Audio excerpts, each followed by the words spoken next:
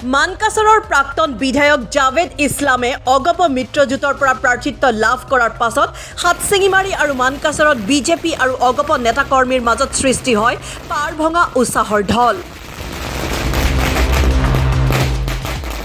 দক্ষিণ হালমাৰা মানকাছাৰ জিলা বিজেপিৰ কাৰ্যালয়ৰ সন্মুখত হাতচিঙিমাৰী মণ্ডল বিজেপিৰ সভাপতি আব্দুল আলিম মোল্লাৰ নেতৃত্বত বিজেপি কৰ্মীসকলে ফটকা ফুটাই আনন্দ উল্লাস কৰা পৰিলক্ষিত হয়।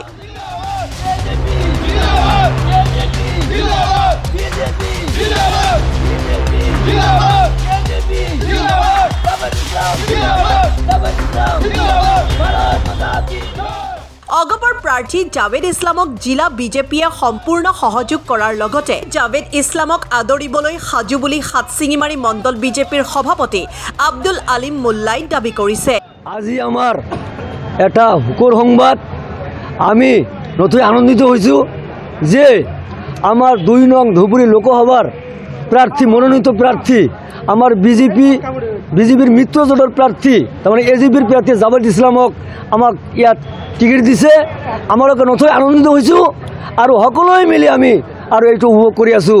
আমি কিভাৱে ইয়াক জিতাব পাৰোঁ, কিভাৱে ইয়াক আমি MP বনাই পঠাই দিব পাৰোঁ, সেইকাৰণে আমি আজি এই আনন্দ উল্লাস কৰি আছোঁ।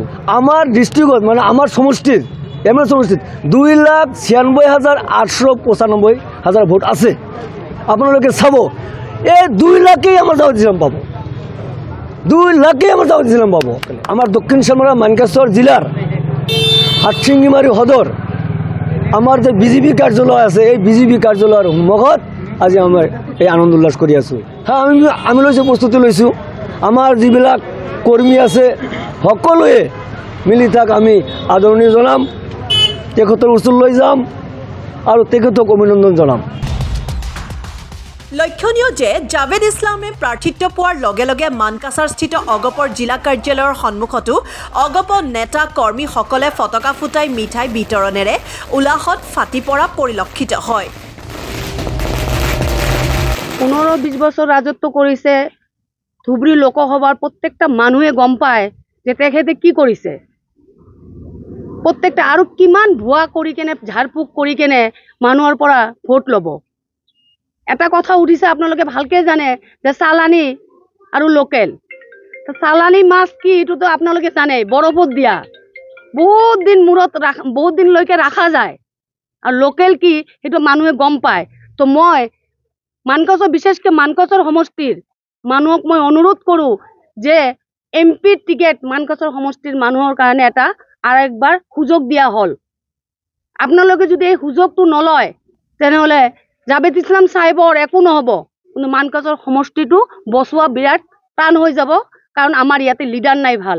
কিন্তু এইকাৰণে অগপ দলক প্ৰথমতে আকৌ এবাৰ কৈছোঁ যে ধন্যবাদ জাভেদ ইছলাম চাহেবক মানকাছৰৰ পৰা টিকেট দিয়াৰ কাৰণে। আমাৰ মানকাছৰবাসীক মই অনুৰোধ কৰিম, যোনে যি দল কৰক MPৰ ক্ষেত্ৰত চবে যাতে জাভেদ ইছলামৰ হাত মজবুত কৰে, লগ দিয়ে আৰু দোৱা কৰে।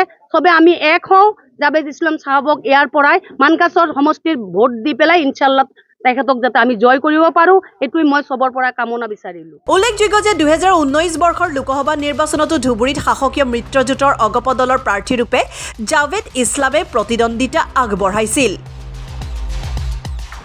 সেইবাৰৰ নিৰ্বাচনত জাভেদ ইছলামে 3,99,733টা ভোট পাই তৃতীয় স্থানত থমকি ৰ'বলগীয়া হৈছিল।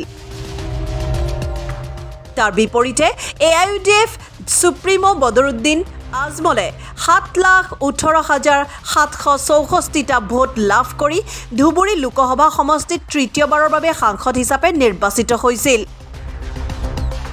2019 চনত কংগ্ৰেছৰ প্ৰাৰ্থী আবু তাহেৰ বেপাৰীয়ে 4,92,506টা ভোট লাভ কৰি ধুবুৰী সমষ্টিত দ্বিতীয় স্থান দখল কৰিছিল। এইবেলি জাভেদ ইছলামে তৃতীয়বাৰৰ বাবে নিৰ্বাচিত হোৱা সাংসদ মৌলানা বদৰুদ্দিন আজমল আৰু কংগ্ৰেছৰ সম্ভাৱ্য প্ৰাৰ্থী ৰকিবুল হুছেইনক কিদৰে প্ৰত্যাহ্বান জনাবলৈ সক্ষম হয় সেয়া নিৰ্বাচনৰ ফলাফলতহে স্পষ্ট হ'ব। News desk report M News।